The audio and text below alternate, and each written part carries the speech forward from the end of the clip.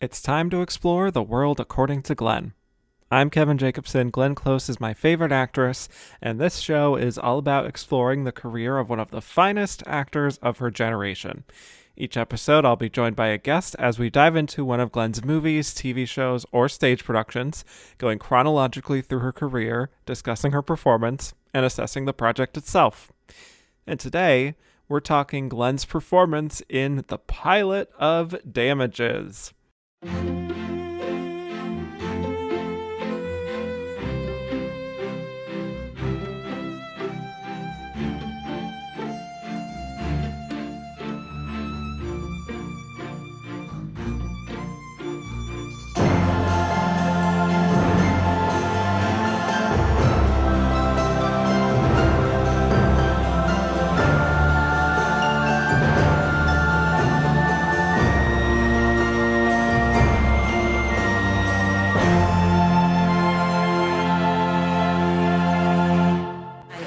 Eight-time nominee Glenn Close, motherfuckers. My guest today is joining me for the first time on The World According to Glenn, but it's far from our first time podcasting together. He has joined me on my various shows over the years, including multiple episodes of And the Runner-Up Is. Welcome to the show, Editor-in-Chief at AwardsWatch, the Patty to my Ellen, Erik Anderson. Oh my goodness! I should have come in with a Patty quote for that, but I like that. That's a good setup for us, I think. I think so. Yeah. Yeah. I'm a little scared, but also I'm respecting you at the same time. You know what I'm saying? That's exactly the right approach. That keeps me at arm's length without wanting to directly murder you. Yeah, exactly. As long as you do nothing to my dog. So. That's no promises. Alrighty. Well, before we talk Glenn in the Damages pilot, I can't believe we're finally here. Would love to know your relationship to Glenn Close, overall, your history with her, and what you would say is your favorite performance of hers. Well, my history with Glenn Close goes back very, very, very far. As I told her when I talked to her. Yes. Oh yeah. Mm-hmm. My mother and I would watch TV movies pretty religiously, and it was a very big thing in the late 70s, 80s. TV movies and miniseries were just huge television. So my introduction to her was back then, which was, before her film debut. Obviously, as a young person then, it wasn't that I was identifying, oh, that's Glenn Close, but when you are young and gay, you are assigned an actress. So she was one of many, but certainly somebody that I took notice of pretty quickly and pretty immediately. I loved The Elephant Man, and that was also a movie that we were able to see. We were very religious growing up, so we couldn't see anything that was over PG, like ever. Even like our parents wouldn't go to anything that was over PG.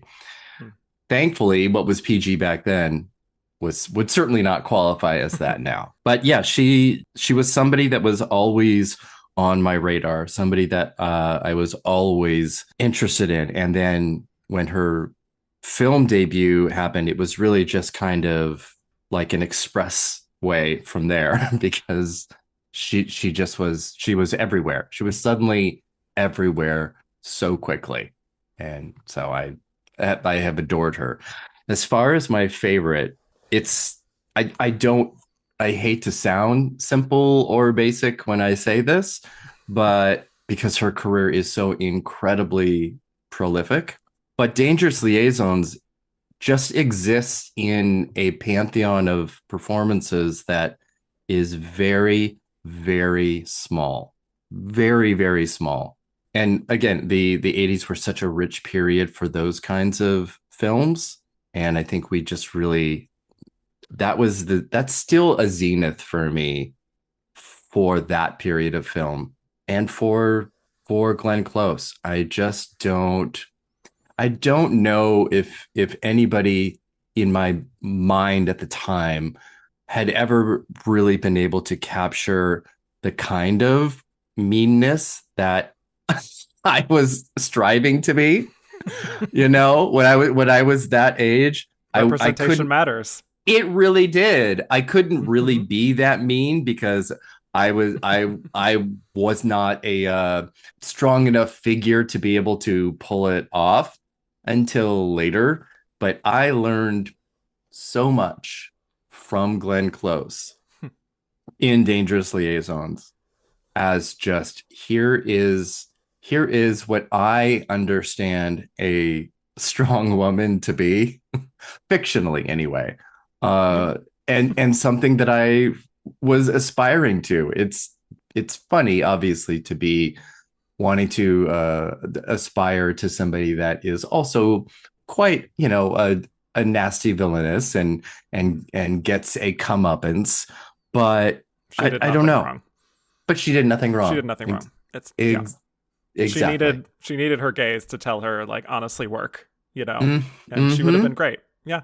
Yep. She is the perfect embodiment of that meme. Yeah, girl does sociopathic shit. Absolutely the embodiment of it. Hmm. It is a one of one performance. Yeah. And I've said it many times. Sometimes the most obvious answer is just the correct answer. So, Mm-hmm. yeah, I mean, you could have said Fatal Attraction or 101 Dalmatians to be even more basic about it, but like Dangerous Liaisons is the one of one. And regardless of what happened at the Oscars, it will live the test of time, really, I think, as just one of those top tier villainess performances, period. Any gender, really. Villainess. Yeah. Absolutely. And whenever we talk Oscar stuff, or anything really, it's legacy Mm. is always going to supersede really anything. Yep. And she has the legacy. She sure does. And I think there's a small piece of DNA connecting the Marquise with Patty Hewes, which we perhaps will get into. So, a nice transition here. So, yeah, love that answer. Love your relationship to Glenn. I love that you gagged her when you you sent me that when you interviewed her and was talking about the Elephant Man and all those early TV movies before she even did Garp, and she was just like Hmm. mouth agape that you even were saying these things. So I love that. She was not prepared for that, but it's, She doesn't get that I'm often, I imagine. Yeah. exactly. I think a lot of Hmm. people that interview her are maybe a little younger, so they have to Yep. their introduction is much later. So I mean, like you Yeah. mentioned, 101 Dalmatians, which is such a great answer too, but it's a generational thing, and I think that's kind Right. of because she Yeah. has such a long career that your touchstone for Glenn Close is going to be really a part of your introduction to her and where you were as a young cinephile or young just movie lover, what of any kind. And Yeah. so, picking something like 101 Dalmatians it makes perfect sense because if that's something that you sort of grew up with, then that's why would you not pick that? Yeah. This is reminding me of the conversation everyone has about SNL, where like whoever you grew up with or like came of age watching, that was your cast. That's kind of like with Glenn here, Yeah, yeah, So, absolutely. I'm waiting for the generation that'll be like the Deliverance, iconic, just her best work, you know. Honestly, though, I would not be mad at that. And Yeah, I'm not even being ironic. It's just the nature of that role is just she got so much attention for that. yeah. Obviously, for the one line delivery, but Mm-hmm. that is a really, really good performance, period. Yes, it is. Yes, it is. So anyway, let's get into what we're here to talk about Oh, today. yeah.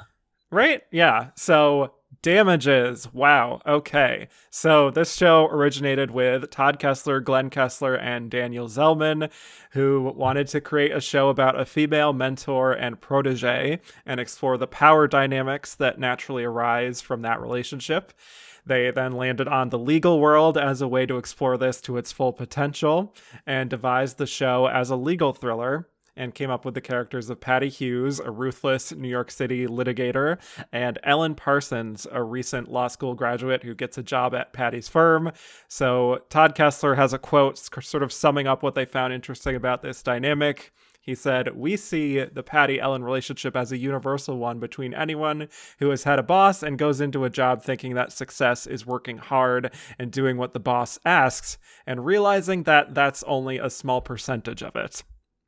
So, yes, Glenn got involved with Damages when the Kesslers and Zellman were pitching the show to FX, and the chairman, John Landgraf, suggested that Glenn play the lead role of Patty Hewes.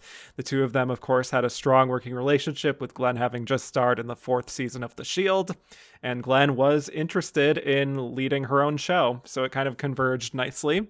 But Glenn's only condition was that they filmed the series in New York City, which is where she lived with her family at the time, which is a fair concession. So Glenn then had a 3-hour meeting with the showrunners. And so Glenn told the New York Post at the time, "They were fascinating to talk to, just the whole issue of what it's like to keep your power. It does make a difference for a woman. It's a hard road. I heard some stories about meeting a client for the first time and the client saying, 'Oh, you're a woman.' I find that interesting, and the cost, what it did cost them to get to the top." So, yes, she also met 3 different lawyers and litigators and was able to glean a lot from them, much like she met with a female police chief to prepare for The Shield. Always does her homework. Also worth noting that one of the lawyers she met with was named Patricia Hines, which sounds a lot like Patty Hewes. I'm not sure if that's who they based the character on, but kind of a wild coincidence if not. At any rate, she signed on for 3 seasons at $200,000 per episode. So anyway, from there, it all started to come together. Ted Danson, who plays the main antagonist in the 1st season, became interested when he learned that Glenn was going to play this lead role. The producers cast Rose Byrne as the other main role of Ellen Parsons after she auditioned. Same with Tate Donovan, who plays Patty's main confidant at the firm, Tom. They filmed the pilot in February 2007 in Manhattan. Fun fact I didn't know until doing my research this past week, this show didn't even have a title during the filming of the pilot. It wasn't even until the 1st season that it was greenlit by FX that it finally received the title of Damages, which of course has a double meaning, as we'll perhaps explore. The pilot is titled Get Me a Lawyer, and the official synopsis is as follows. Hotshot, high-stakes New York City attorney Patty Hewes, Glenn Close, hires a new associate, the bright, ambitious, but somewhat naive Ellen Parsons, Rose Byrne, to help her as she tries to ruin billionaire Arthur Frobisher, Ted Danson. Hewes represents a group of employees who are suing Frobisher in a class action suit after he sold his company, leaving the employees financially devastated. Ellen is unaware that her best friend, Katie Connor, Anastasia Griffith, and the younger sister of her fiance, David, Noah Bean, is working for Frobisher, who is financing her new restaurant opening. Flashing forward 8 weeks in the future, David Connor is found murdered, and Ellen wandering the streets covered in blood, becomes the prime suspect. Very juicy stuff. Yes. So, Eric, let's do this. Tell me your relationship to Damages, if you remember it first premiering in 2007, your thoughts on this pilot, and what you think of Glenn's big, iconic performance here. All right. Yes. I was very much keyed into this when it originally aired. And one of the reasons is because of The Shield, a show that we watched and already loved. But I want to kind of identify that when Jessica Lange starred in American Horror Story, there was a lot written about film actresses coming to television, why they do it, and what it meant, because were not proper roles in films for lead actresses of a certain age or of any age that was less than 30.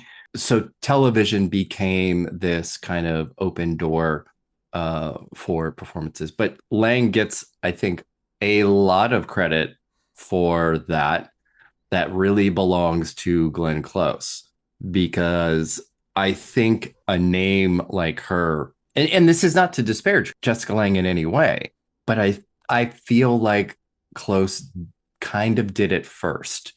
Yeah. And deserves a little bit more of that credit of film actresses going to television, not going to television, because Glenn Close did tons of television.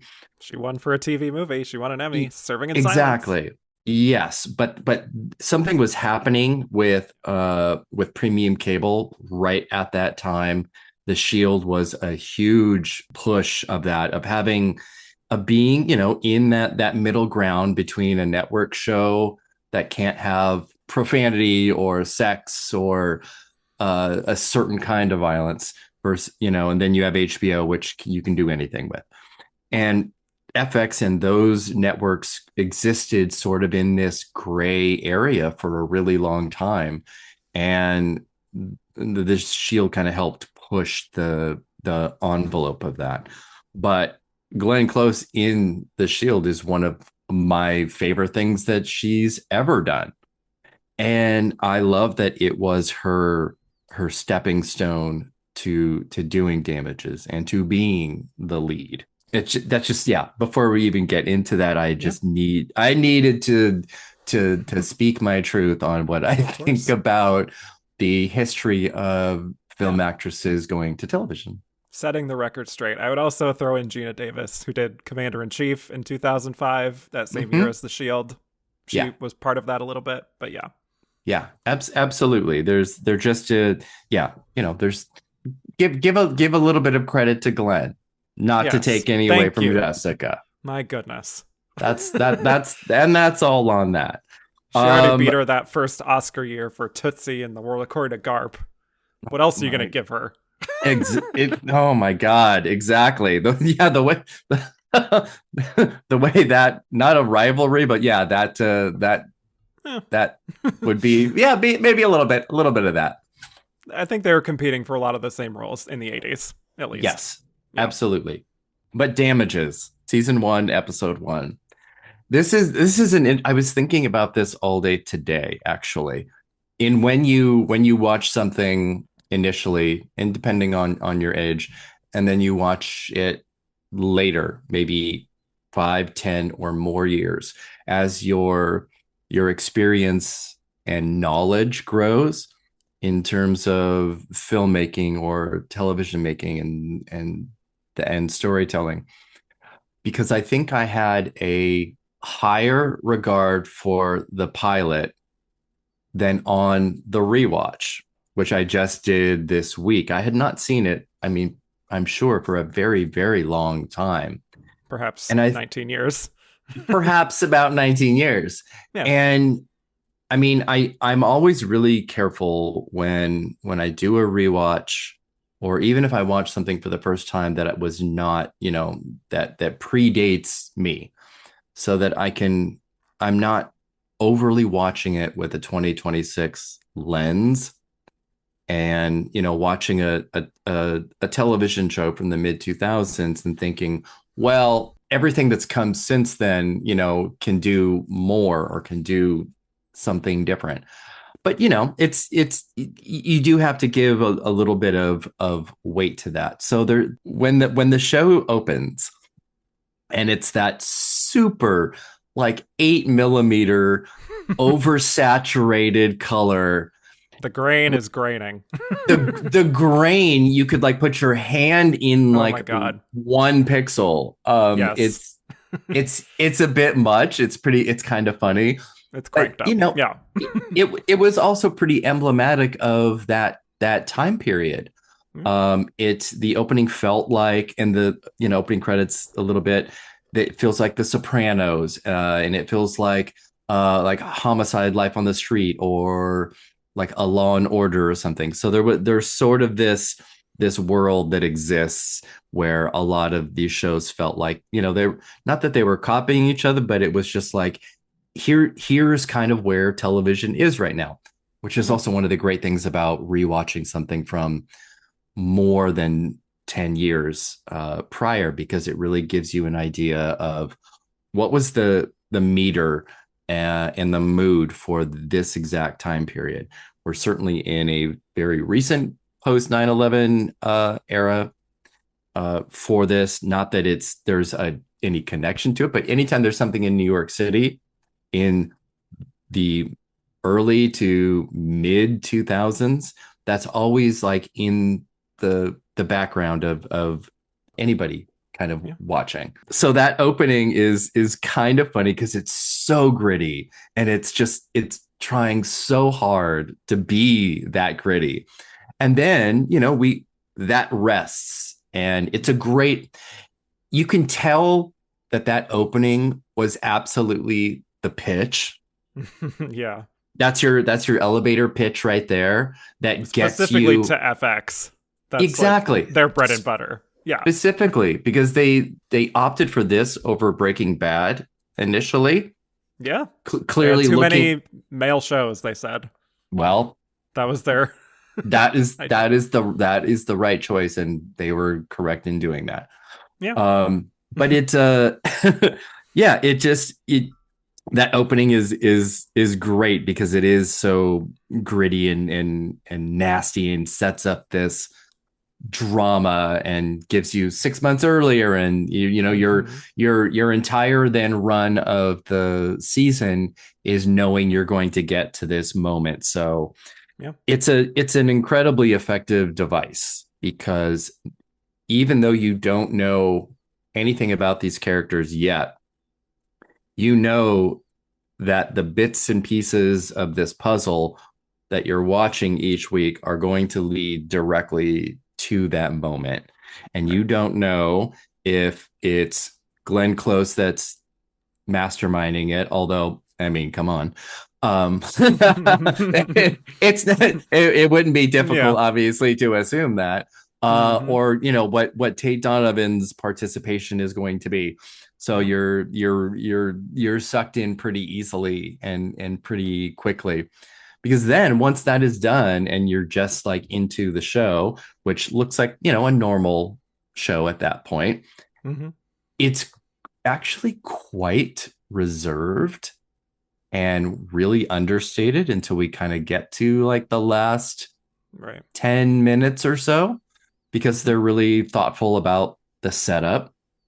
One thing that I'm probably just going way too much in this initial opening thought.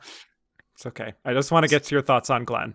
That's what matters here. Yes, that's well. This was the funny thing, is that Yeah.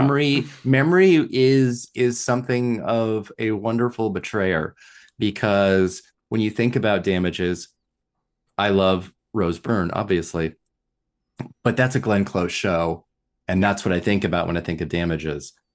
And Close is not very, but she is quite behind the scenes in this pilot, because it's Hmm. really a setup for Rose Byrne.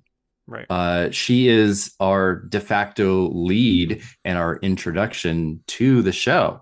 And Patty Hewes is sort of a sub character in that journey of that Yeah. first episode, which Hmm. is always so wild to me, that this was also Close's Emmy submission, Hmm. and that she won for. I was going to say for this, she could have submitted any episode and won for it. Like, it was always going to be that. Episode submissions did not matter for her. Yes, I absolutely agree. Just I saying. think she would have won no matter what. Yeah. It was just fascinating But it's true. Yeah. in the You're right. rewatch that she is really a supporting character in this, until she's not. Once we get Right.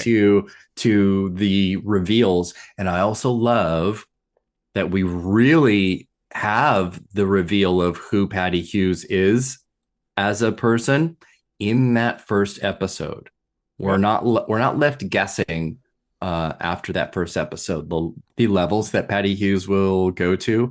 But I love Close in this so much, because there's another thing I kept thinking about, and it's really the hairstyle of Hmm. how Hillary Clinton she is in this. The Yeah. Hillary vibes are so strong, and in a way that I hadn't thought about since I watched it.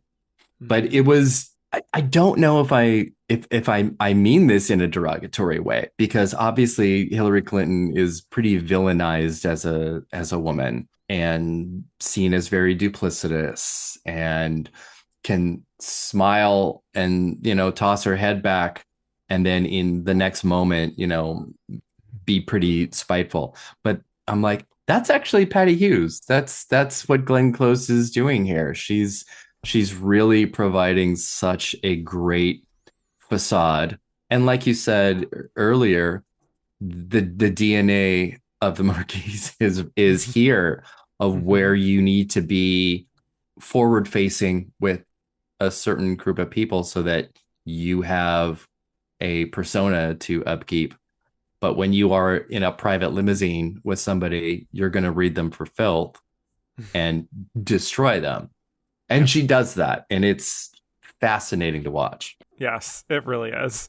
I will say for my part, I remember this very distinctly. The hype of that summer of 2007 of Damages and Mad Men both premiering on basic cable. I looked again and I was like, "Oh my god, they premiered within a week of each other that July." Like we were eating good that summer on basic cable. Yes. Crazy. Yes, and that's one of my favorite shows too, so wow.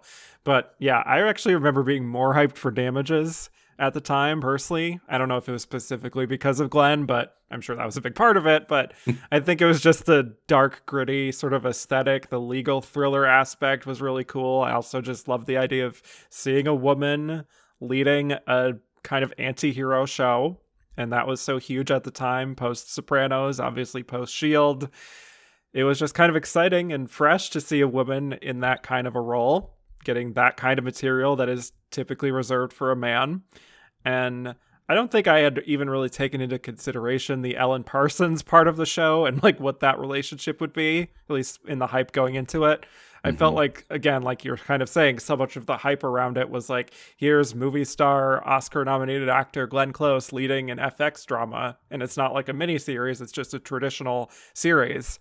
So it felt like a big deal, especially for female movie stars. But, you know, Glenn herself hasn't been precious about that delineation between film and TV. Like she going all the way back to 1984 has talked about how she just follows wherever the good material is. It doesn't matter the Yes. medium.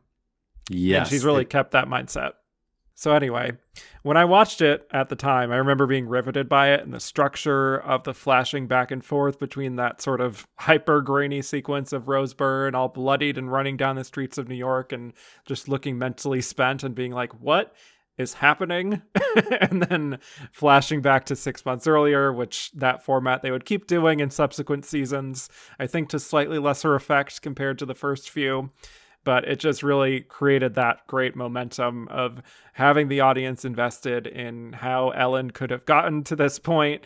But then, you know, as I got further into the show and subsequent episodes, which we'll talk about over the next few weeks to months, just being so struck by the power dynamic at the center and how Glenn portrays Patty with such fierceness and charisma, dare I say, charisma, uniqueness, nerve, and talent, you Say know, it. right?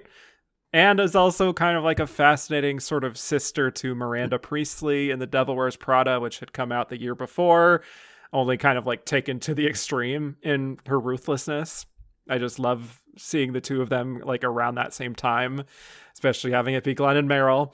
But yeah, what makes this performance so special for me for Glenn is that it's really just taking all of her superpowers as an actress, her great intelligence and her wit and her intimidation factor, frankly, and her just like that steely look in her eyes that she gets. And I don't know how naturally she fits these characters who are manipulators, who toy with people's emotions and their lives.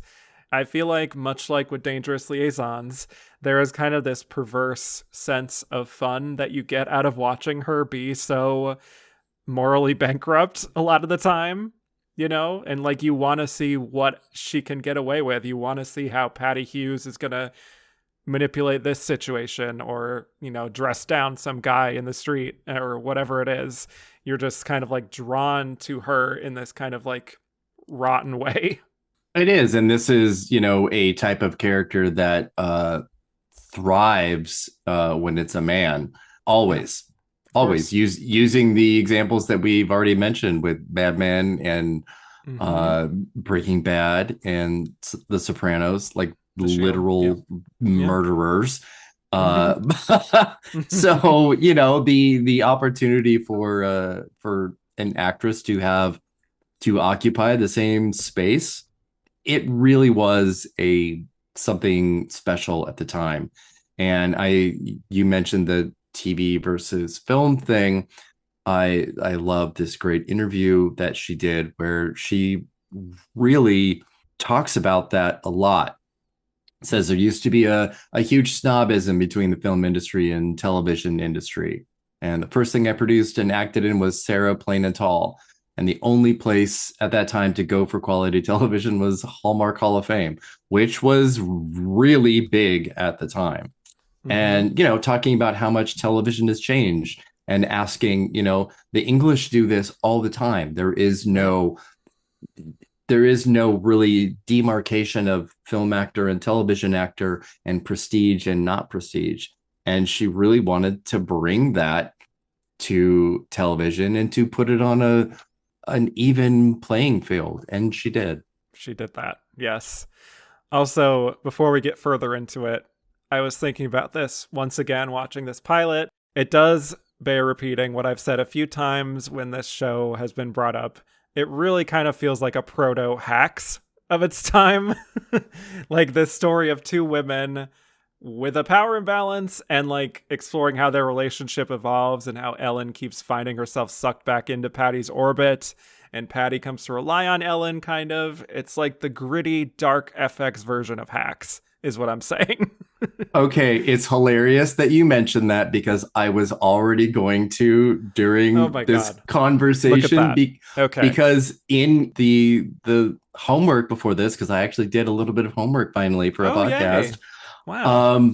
I was reading an interview with her, a different one, and thinking about this is 20 years ago, and fandom has a lot to say about Hacks and about Deborah and Ava and what that relationship is and what they want it to be. And so this interview asked or said, Damages has very vocal fans. I've gotten a lot of questions about Patty and Ellen. A lot of people read into the subtext. Have you heard any of it? And she said, either lesbian or mother and daughter. And the interview's like, both. I hear a lot more, are they lesbian rumblings? And Glenn's response was, I think it's wishful thinking. And it's just so, it's so great because there's yeah. It's like, it's kind of what is happening right now. And the pit as well, where you have people, you have a fandom that is so intense about what they think something is or want it to be. And then you have a lead of the show that's like, well, you're watching one show, we're making this show. And that's great for you to have that. It's not what it is, but bless you for thinking so. I love that. I know. And to be fair, like Glenn had done a lot of roles in which she had played gay characters or done movies or shows involved in gay content. So it's like not entirely a stretch. No, not at all. There's maybe something there. Yeah. Yeah. And that sort of intertwining of what are these two same-sex characters? What is their relationship? What is the subtext? Is there any subtext? Is kind of always there. But it is a little more All About Eve than it's Showgirls. Yes. So part. Yes. Look at you bringing up two of your Hallmark movies there. Not Hallmark movies. Very far from Hallmark movies, but Hallmarks of Erik Anderson cinema. Yes, my touchstones. Yes. Anyway, let's go a little bit through this episode. So we get, as you said, the flashback to 6 months earlier, and Ellen is just this sweet summer child, just unaware of what fresh hell is she's about to undergo. And she's turning down this generous offer from Philip Bosco's character, Hollis Nye, which is such a great attorney name, I must say. I forgot about Hollis Nye. There's so many great names in this show. But yeah, she says she has an interview with Patty Hewes, which really, it's like kind of like creates this chill in the room. And I just love how it sets up all of this, just how much of a big deal Patty is, but also like, you're in danger, girl. Like, be careful. Yeah, the one lawyer that like closes the folder and she's like, well, okay then. Right. Like, well, Good luck. But anyway, yeah, that's where we get our first scene of Glenn as Patty in the car. She's on the phone negotiating with this opposing attorney, Martin, who wants to settle for like 25 as their final offer. Patty wants 150 billion. She's kind of toying with him, saying she loves springtime and rebirth, and she says she's a water sign, a Pisces in fact, and asks for his sign. And he's just getting more and more riled up, but she is so in charge, so much on the offense here. And that's of course where they arrive at the courthouse, and she does a bit of trickery where this attorney is informed that like a verdict has come in, and Martin kind of panics and agrees to her offer of 150 billion, but then he soon realizes that all of this was just a trick and that no verdict was reached yet. And I think it's such a great little scene to establish just how dirty she's willing to play, how uncompromising she is.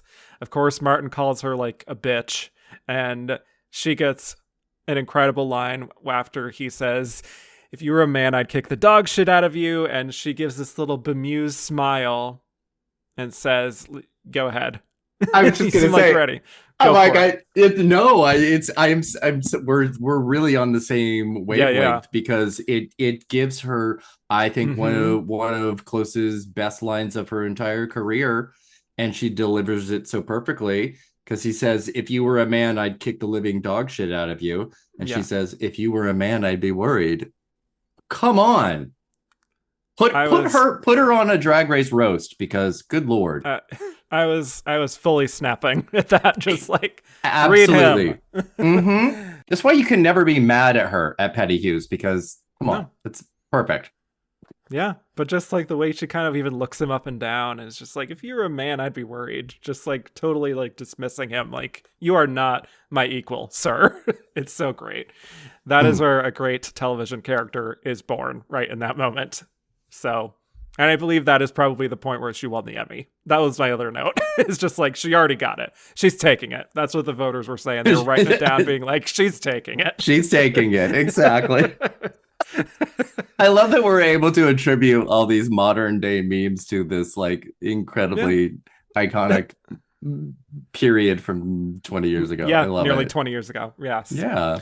But yeah, it's more like, you know, Hollis and I meeting Ellen again at this bar and having her sign a napkin where he's written the words "You've been warned" in reference to Patty. I just love all of the melodramatic kind of elements of the show that come into play, just like the kind of Shakespearean parts like this, like the "You've been warned," like later on when they do the whole stuff that we'll talk about later on with Patty, with quiet written on the knife, or a note. It's just such deliciousness, you know. And that's where I think some people have trouble with like the over the top quality and the ludicrous sort of plotting. There is like even Gillian Flynn and Entertainment Weekly had a review at the time that was like, this is just all very ridiculous and over the top. And I'm kind of just like, well, that's kind of the point. I think they are aware of the show that they're making in this case. Very much. And then she wrote Gone Girl. So it's like, you know, maybe exactly. Relax a little bit, Gillian. Yeah. Come on. Come on. But I also completely forgot that Patty goes on Fox News in this first episode and is talking to Greta Van Susteren about this season-long case we're about to get with Arthur Frobisher. Wild. And a cameo from Greta. Yes. Greta Van Susteren and her ever-evolving where she ended up. This was a funny period too, because it is one of the early ones that I remember real life newscasters and people on news shows playing themselves in something fictional, which, you know, obviously is very much to give a sense of reality, because you're watching somebody that you know outside of the realm of fiction.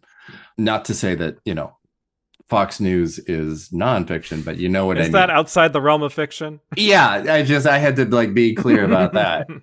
Sure. But yeah, that was always took that extra step to create an air of validation that what's happening is really happening. And Yeah. it's just something that it's a very simple tool that movies and television can use. But yeah, it worked really well here. And used more and more each year. We see Wolf Blitzer in several blockbusters every year. And it's just, Mm-hmm. okay, here's Wolf, or here's Jake Tapper, or Rachel Maddow, you know? Exactly. So, anyway, I just think it's fascinating that she chooses Fox News as her outlet of choice to bring attention to this case. It is, but I mean, that being said, Fox News then is Yeah, sure. not that it was ever the fair and balance that it pretended that it was. It was a not quite what it is now, but nothing really is. CNN isn't even. Right. Nothing is what it used to be, Yeah. Yeah. but it was still, yeah, at that time that was the conservative network. So Mm. her, yeah, you're right. Her going on there, just one of the wonderful calculated choices that that somebody like Patty Hewes would make. Yeah. And that's where I get all this exposition of what this case will be of Arthur Frobisher, how 5,000 of his employees lost their life savings because he sold his stock and he had told them to invest in the company, basically committing fraud, or as she says, a pump and dump. Love that. I don't think you could say that on Fox News, Patty, but um, what will the children say? Anyway, Yes. but also like we're getting more of her talking to, I think it's some of her employees, just kind of about how we're kind of like trying to play with perception and spin, and kind of like we have to stay patient and sort of play the long game essentially, and if we do that we will win. And that's really kind of the thesis for a lot of what is motivating Patty through the entire series, is just being very deliberate and patient, but also playing a lot with perception. Perception and reality are two completely different conversations to Miss Patty Hewes. Yes, very, very much so. But I mean, as it would be for any high level lawyer, because that's the entire crux of their job, is perception over reality. And that's where we get this whole fascinating plot that comes into motion for Patty involving Ellen. So Ellen is going into interview and Tom is just like, doing all this stuff and talking about how Patty lives and dies on instinct, and if you're phony to her, she'll skewer you. Just really just painting quite a picture for her. And then that's where Ellen admits, like, I actually can't interview with Patty on Saturday. My sister is getting married that day. And I love Tate Donovan's line reading when he's just like, all day? Like, kind of being like, you could sneak away maybe. And It's but, it's kind of great. yeah.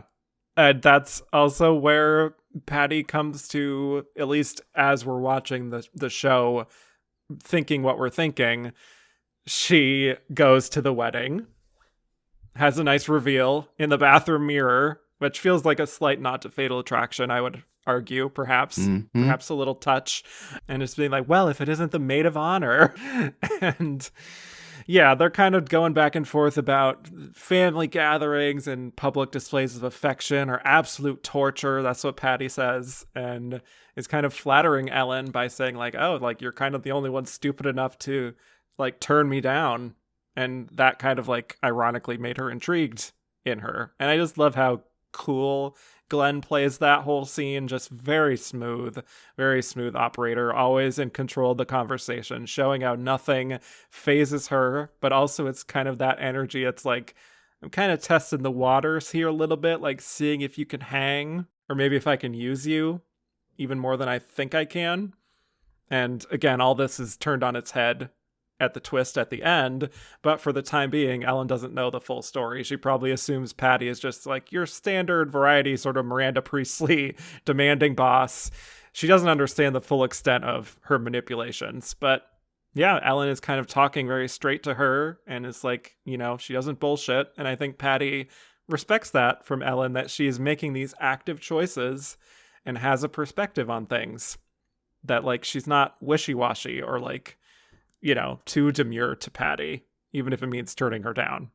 What's really fascinating about that scene, obviously in retrospect, if you're watching it first time straight through, it does seem like she's just, really glazing her up a lot, and impressed by, her ability to rebuff Yeah. interviewing with her. But, we do know that it is part of a larger plan once we get to the end.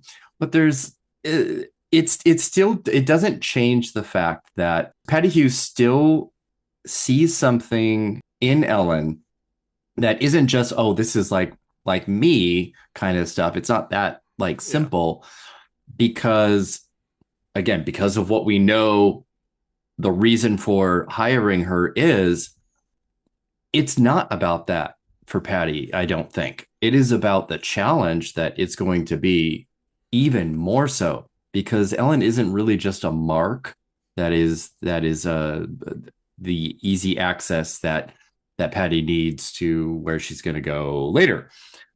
There is an absolute challenge in front of her with Ellen and her personality and that no bullshit. Because it would have been, much easier to have a wilting flower that would be easier to manipulate. But, Yeah. it still was that flattery that was able to kind of turn that screw a little bit for Ellen. And it was enough for her to feel, who doesn't want to be absolutely impressive to somebody of a stature like Patty Yeah. Hughes. So it's a complicated scene. Yes. And I think they're both kind of, again, sort of testing the waters, seeing Mm-hmm. who's going to go next and like what move the other is going to make there. And I just love seeing that live wire sort of interplay between the two of them. It's Uh, Glenn always has. Sometimes I'll say Glenn, sometimes I'll say close. I don't have any like Glenn. We rhyme can or say reason Glenn. to it. Yes. She'll have this slight smile in so much of it, which is so funny because it feels like, as a viewer, that she's kind of giving it away, that she's giving Hmm. away that she's outsmarting somebody. Yeah. And it is. She is telegraphing to that person, I am smarter than you. What I'm doing right now is literally talking to you and telling you how I'm going to manipulate you. And it still just kind of washes over them as Yeah. just the simple flattery or a threat, whatever it might be. But that she does it with such a little grin and a little Hmm. smirk. Ugh, A little twinkle in her eye. a little bit. Yeah. And I think maybe the other person in many of those cases is kind of respecting that there is a certain level of just upfrontness in Patty, in just how, like, yes, this is who I am. People know my reputation. I'm going to be me, you know? Mm-hmm. So, yeah. We also get a tiny little glimpse into Patty's personal life in this pilot, like when her husband, Phil, calls her and even asks, like, if she's eating or sleeping.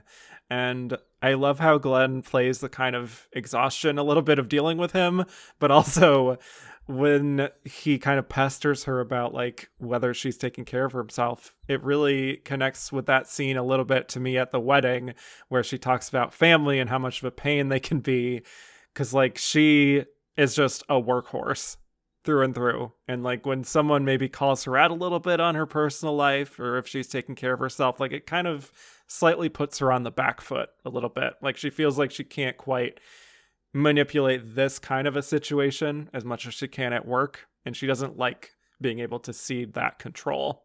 Yeah, very much. Whether it's, yeah, her husband or her son, which is certainly a bit of an open wound for her, which she Yep. acknowledges, as a failure, but she's still very stalwart Mm-hmm. about her son's failure kind of really being his.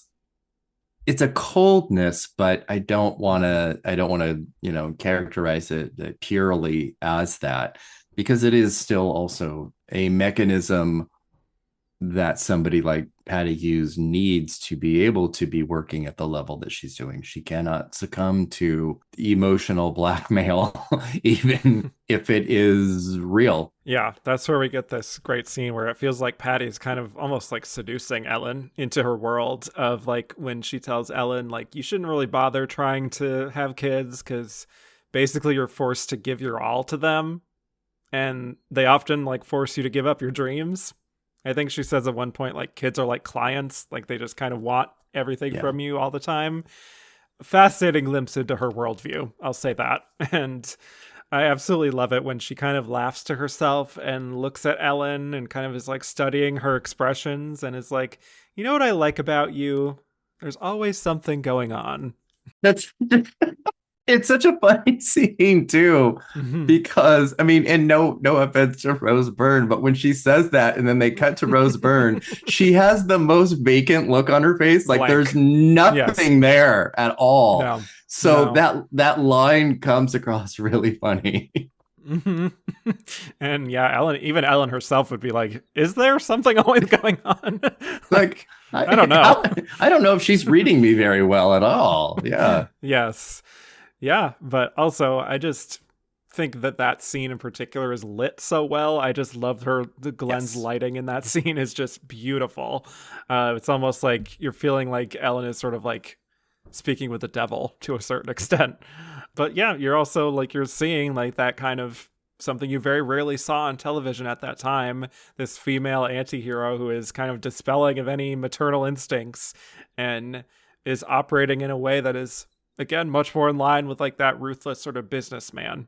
And to maybe sort of psychoanalyze Patty a little bit, I think it's largely to fight fire with fire in a sense. Like there's that inner fury that she has that is just bubbling beneath the surface when she's really fighting her cases or going up against a man who is abusing his power. And just this very like shark like view of how she needs to take these men down on like the same turf in a sense, with maybe some collateral damage, ironically, kind of Yeah. inevitable, right? And I Yeah. think that's kind of how she justifies it to herself in her mind is like, there is a goal that I have in mind, and there are a lot of crazy things I have to do to get to that place, but that is the greater good. And I'm fascinated by that. I'm always fascinated by it. It's I don't know. It feels like it is it's the crux of most of Glenn Close's choices, really, kind of since I want to say since Dangerous Liaisons. I think that was just like such a pivotal moment for her, Fatal Attraction and Dangerous Liaisons, Yep. in terms of what characters first she was kind of allowed to play, and then Yeah. second what she wanted to play. It really kind of pivoted at that point, and Mm-hmm. I mean, it certainly is that with Damages. So let's get to some of her crazy manipulations here that we get here. Like starting with really the scene in the limo or her Yeah. car or whatever it is, where she totally dresses down Tom, with Ellen also being there in the car, of course. That's very important. First, I love that she's mocking him for being a vegan. It's just like very funny and is like praising Ellen for loving steak or something. Good Yes. girl, I think is what she says. Yep. But this is where we get the subterfuge of kind of the theater, I guess you could say, of Patty, of dressing down Tom because he allegedly like slipped up with a certain thing of how these clients wanted to settle for 100 million if Frobisher's lawyer offered that, and that is what they're offering now, but Patty's advising them not to, except so then it gets into this real fight at this town hall. And so after that, that is where we get that scene. And she just straight up tells him, get out of the car, get out. Thunderous, like using that real theater trained voice that we love from Glenn. That is terrifying. I actually have a funny story about this particular scene because I watched this pilot. Well, I had seen it, and then I showed it to my grandmother Oh my because she God. loved Glenn Close as well. And I thought she might like, she loves legal thrillers. She loved John Grisham. So I'm like, this feels like a slam dunk. And this is at the point where she turned to me and she's like, I do not like her. Oh no. Like, she really did not like seeing Glenn in this particular light. For context, she kind of had raised me on watching the Sarah Plain and Tall movies and, like, you know, just a very different flavor of Glenn. And this is not the flavor that she particularly liked. But either way, it clearly made a big impression. Yes, definitely. I love that this scene is the only scene where she does kind of blow up. Because every her kind of whole, but again, because we know this means something else later, it stands out because everything about Patty Hewes is of such a very controlled nature, and it's part of why she is so successful, because she is not emotional when she's making her requests or demands. They're with her words, but they're not with her height of her voice. So her lashing out like that, and definitely in front of Ellen, feels, even though it's only the first episode, it feels sort of out of character. It feels an outburst like that, even in the privacy of this car, feels like, oh, this must be serious, because her normal pattern is pretty calculated and clear, and not dispassionate, just not emotional. I mean, not to keep comparing it, but it's a Miranda Priestley. Yeah. Is the thing. Yeah. So if Miranda Priestley suddenly had this big outburst, that's kind of like, oh shit, like something's really wrong here. Exactly. You know? So yes, to get more into the manipulation, how it goes from there, you could say some of this perhaps strains a bit of credulity, but I absolutely love the way it all comes together in the end, just like clockwork, how we realize, kind of right alongside Ellen to a degree, that Patty might have been manipulating a lot of this situation, because Katie, who is her friend and the sister of her fiance, opened this restaurant using this investment money from Frobisher years ago, and now she could be a key witness for Patty's case against him. But Patty and her associates can't really approach her directly because Katie signed this confidentiality agreement. So Patty has to essentially go through Ellen and create this huge domino kind of set of circumstances where she's using Frobisher's men who are spying on Katie against him, by then also having her Uncle Pete. I love Uncle Pete. Uncle Pete, always coming in the clutch, go and kill her dog, Saffron, and leave a note with a knife that says quiet, which Katie would naturally interpret as a direct threat from Frobisher, and thus be maybe radicalized to testify against him. Wild plan. It really is, and it's one of those things which, you know, I think a lot of the reviews for the first season were really good, but there were certainly ones that stood out that were exactly kind of that sort of complaining about the theatrics of it all. And certainly that moment is very theatrical, because it's funny because she's sitting up against the wall and never actually looks at the sign. All she sees is the dog. So our purview is the only one that sees the sign and the knife. She never, because it cuts away before she would see it, like obviously in the next moment, but she never sees that. It is for us only. And that's one of those weird things that kind of, like when you have a show where somebody has like a whiteboard and they're writing like the most obvious questions, or like why, and underlined, and like, you know, exclamation marks. And it's like, who is this for? Because normal people don't do that when they're, you know, doing whatever investigation that they're doing. This is for the audience.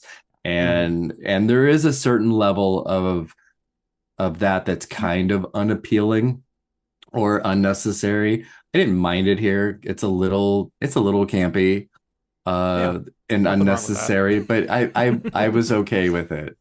But yeah, it works out because she is just, I guess, that many steps ahead and knows even the dirty tricks that these guys are going to play in court. So she's just like, I'm going to double down on whatever you have planned, essentially. I Plus, mean, the whole thing with Tom is revealed to be a ruse. She never actually yes. fired him, you know. I love that. Enjoy your tofu, Tom. You're fired. I mean, More vegan hate. Oh my god, it's so crazy. It's very funny. and the writing here is insane sometimes. But yeah, it's a lot going on here. And that's also part of what makes Glenn's performance so great is that she's kind of like you're sort of seeing her keeping track of her lies. And you see in how she speaks with people how like no single word is out of place. Everything is intentional. There are no accidents or slip ups. She is basically only revealing what she wants people to hear, even if it's not the truth. But maybe to a certain extent, it's like she's kind of convincing herself, almost like a method actor would do that, like what the truth is in order to, you know, have the ends justify the means. Yeah, It's and killing a dog. there's between that and the scene with the dogs in the park. It's so funny in a post 101 Dalmatians world Yes, that she's and a Fatal Attraction world where it's sort of like exactly. the two have merged Yep. in this first episode in the in the most, I don't want to say obvious way, but in kind of the most fun way. Yeah, I I think so. I got a kick out of it. And without it seeming too cutesy, I think, Yeah, or she's not too winking at direct. it, but Right. it Yeah. is there. Right. With a healthy helping of dangerous liaisons manipulations. So, like I said, Yes. it's like this synthesis of all of her superpowers here. That's why though, I don't know. It's one of the things that I really like about whether it's a film or a television show when you have a star and you know them for some very specific moments in culture. Mm-hmm. You're connecting all of these performances, all of these pieces just kind of naturally. And it's why her doing this is she is the person for this role because of all Right. of those that she did before, because she's bringing all of them to it, not in a direct way, but we as viewers, we're bringing that too. We're watching Patty Hewes, but we are watching Cruella de Vil. We are watching the Marquise. We are watching Alex Forrest, Mm-hmm. because that's how we got there. That's how we are here watching this show because of all of those performances and how iconic they were. So having those little bits and pieces, even if it was unintentional, it's there. And it makes it just so much more enjoyable because it's her. I agree. I mean, this was kind of going to be part of what I was going to say towards the end, but just this idea of how there are certain films or shows that our favorite actors are in where sometimes we're like, okay, this is Glenn, or like maybe for you, like this is Julianne Moore, or this is Jake Gyllenhaal, or whomever the case may be. Yeah. And maybe for you, it's like when you're watching something like Far From Heaven, right? Or even Brokeback Mountain. I think it gets to that point where you are appreciating your favorite actor, but then there's something in it that also is transcending that in a way where it just feels like everything has clicked into place. Everything about what an actor is capable of is present in the role.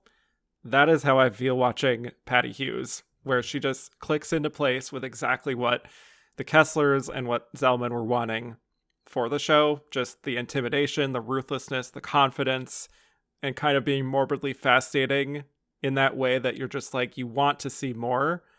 And she just becomes Patty. She isn't Glenn playing Patty. She is Patty when I watch this. I feel like I'm back in 2007 watching this again all these years later and just being like, no, this is Patty Hewes. I feel exactly the same way. And Mm-hmm. it again, she is just kind of one of those people where I wouldn't have wanted anyone else in this role Yeah. because it wouldn't have been the same. I need Glenn Close in this because I want to bring everything that I know about Glenn Close to this role too. Hmm. It's beautiful work. And just to briefly talk about the ending itself, that's where we get an even a further reveal, another twist of going back to the present day scenes where we learn that Ellen's fiance, David, was seemingly murdered in the bathtub. And we get Seemingly so. Mm-hmm. And Ellen is deadpanning to the officers at the end there, get me a lawyer. And then the cut back to the pier where Patty has thrown Saffron's collar into the sea. I mean, personally speaking, I was just levitating watching this again, this ending. I was just like, television is back. Yes, I know this is from 2007, but I'm so eagerly anticipating this rewatch. It's one of the things because it is a first episode. It has a very high concept. Yeah. Like you mentioned, what the things that Patty Hewes is setting in place, they all have to work. It has to be. It's really complicated, and she has the confidence that it is all going to fall in place. And it isn't killing the dog isn't an act of desperation. It's a piece of that puzzle that was, it's like, if we have to do it, this is what we're going to do. It depends on, how easy it is to manipulate this person. There's nothing that isn't on the table. So nothing feels like really erratic. And it's really almost worthwhile to then rewatch the episode really soon after so that you can watch Glenn Close going through all of the bits and pieces because we know now what the plan is. And she knows what the plan is as Patty Hewes. So she's setting all these little traps and she's smiling as she's doing it the whole time because she is in so much control of this situation that even though it is outlandish, it's not for Patty Hewes. This is just like a day for her. Another day, another good day's work for Miss Patty Hewes. Yeah, she is like a winking devil, Yeah, it's incredible work. Yeah, just so well realized. Again, I cannot wait to get more into this gonzo world. It is just truly bonkers at times. Sometimes derogatory, usually complimentary for me, at least. So, yeah. It gets crazy. I mean, this show gets yes, it does. Nuts. Yeah.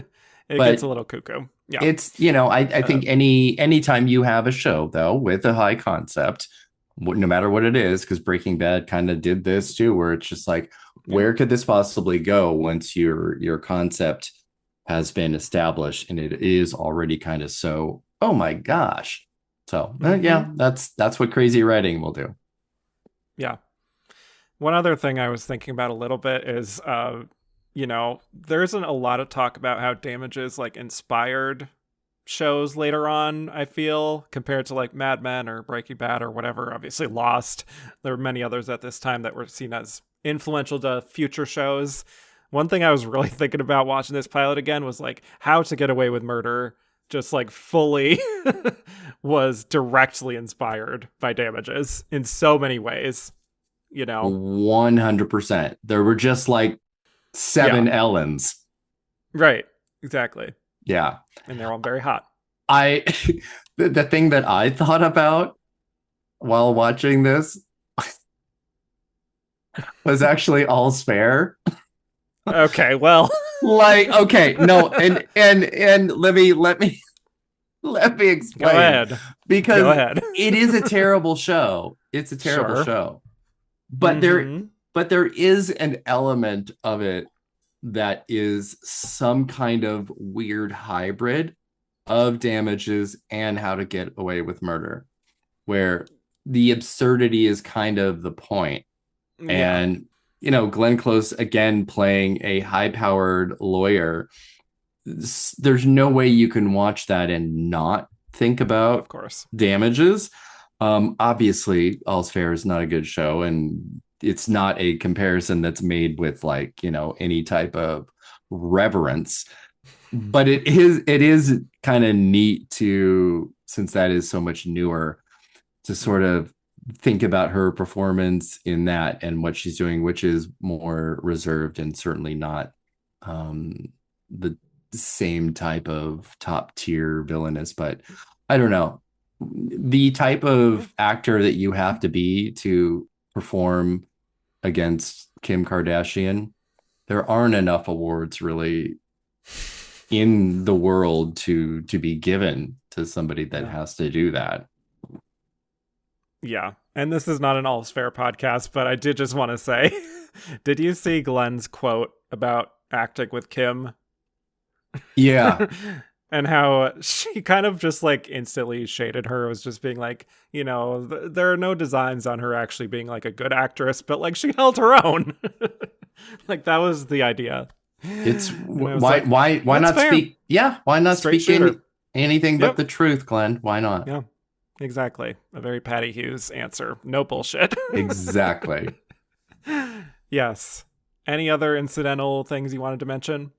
I was thinking about the scene and I wrote it down, obviously, just in the context of Glenn Close and awards, when she is accepting this award on on in the episode, Yes. and Tate Donovan says, "No wonder she turns this shit down. She hates awards." I love it. Yeah. I love that so much. It's quite Yeah. yeah, it's pretty great because she had already won an Emmy at that point. She was, I Yeah. think, five Oscar nominations in at that point. Yeah. Three So Tonys. and Yep. and three Tony, exactly. So there was Yeah. there's something really kind of delicious about that line. I loved Sure. it. Very cute. All right. Well, let's get to the release of the pilot of Damages. It aired on July 24th, 2007. It aired commercial free, all 55 minutes of it, so they really made it an event. And it earned 3.7 million viewers at its first airing, with 5.1 million overall with repeat viewings that night. It was the most watched show on basic cable that night. So, yeah, pretty good hit, and got mostly positive reviews, as we said, with near unanimous praise for Glenn's performance and a lot of praise for the structure and the pacing. Others, like I said, were detractors on it. Gillian Flynn, previously mentioned. I think she also said she hated Rose Byrne's performance, which I was like, rude, but Yeah, I think there were, at the time there were some detractors for her performance as well, from what I can remember. And then she finally kind of came into her own with people over time as the series went on. But anyway, we will talk yeah. more about the Emmy presence of Damages next week when we discuss the first season in its entirety. But yes, any thoughts just generally speaking on the reception of the show within the industry with critics or with audiences? Do you remember just kind of the vibe that people felt? It's kind of what we were talking about this whole time, and that was that she had already been putting in place TV performances of importance, whether it was Sarah Plainenthal or the Margaret Cameron story. Serving in silence. Serving in silence, but Say her name. always serving. Yes. Um, so she came into this with already an enormous amount of respect from the television industry.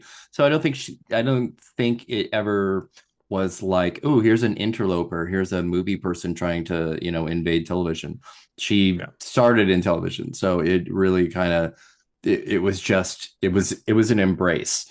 And I I think she had do gotten like 10 Emmy nominations by this point. So like, exactly, yeah, exactly. right. So her leading this and it coming off of the Shield was a huge embrace. The industry loved her. They loved the show and they loved her in the show. So it was one of those sort of like you said earlier, it really wouldn't have mattered what episodes she had submitted. She would have been able to win pretty handily. There just was not a woman character like this. So whether it was, whether, you kind of felt like she was off-putting because she was doing what men normally do. It didn't really matter because there was too much respect that she was doing it, and respect for FX for having the show. So Yeah. it was a big hit in that regard. Right. I think it felt refreshing to see that kind of dynamic, which again does share that a little bit of DNA with Devil Wears Prada, just the power dynamic with these two professional women. The pacing, I think, really helps it too.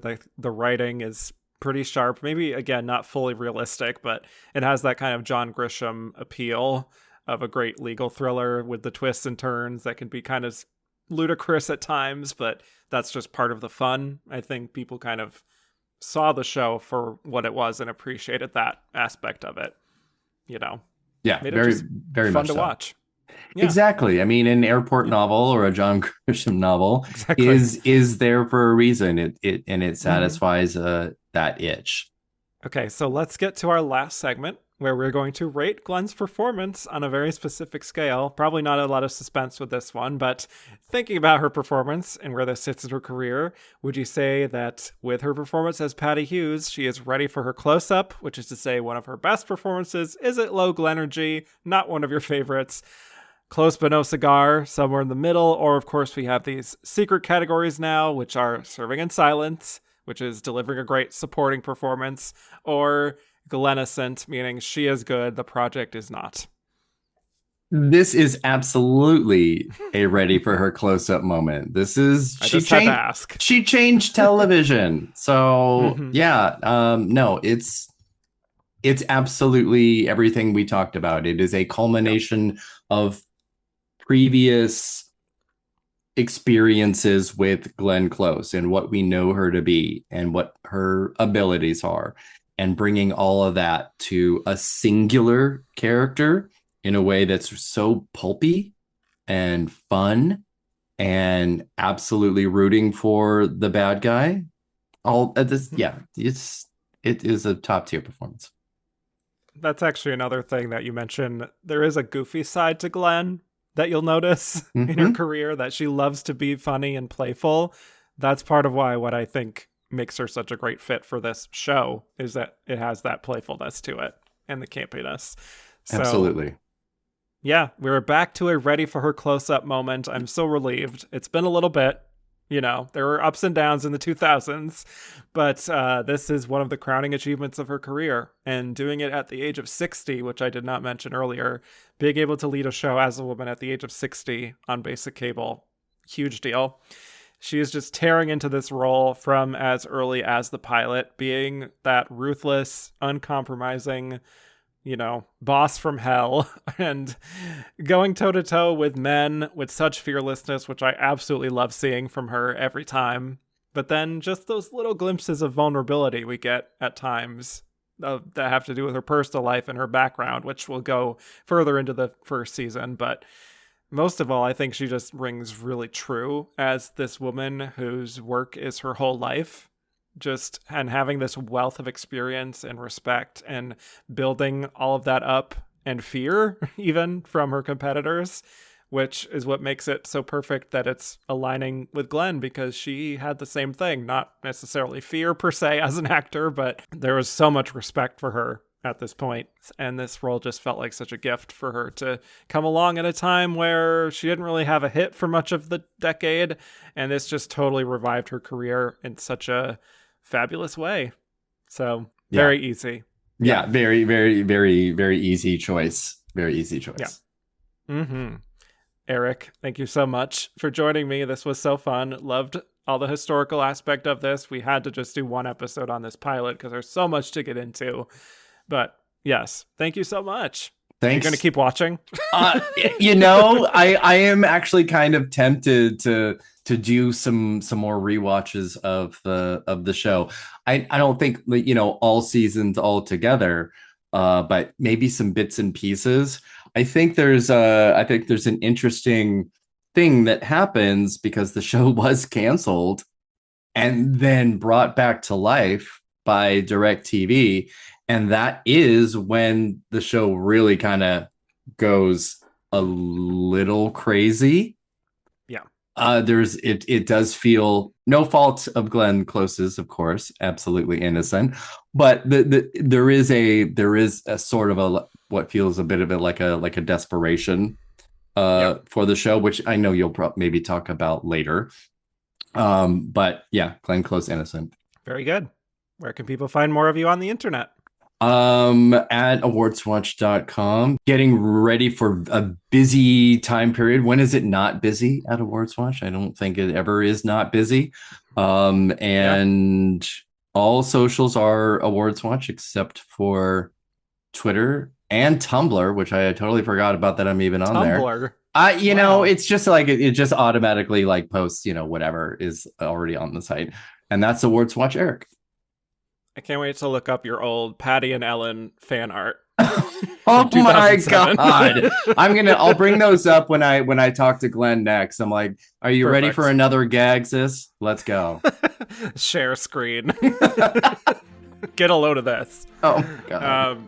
Anyway, yes. Thank you all so much for listening. You can find me at Kevin_Jacobsen on Twitter and Instagram.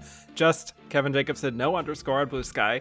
You can listen to my Oscar-themed podcast, And the Runner-Up Is, for coverage of every single Best Actress race, including quite a few with Eric here. That's And the Runner-Up Is on all platforms. And to keep up with the world according to Glenn on social, follow The Glenn Pod. Rate, review, and follow on all platforms. And with that, I'll bid you all adieu.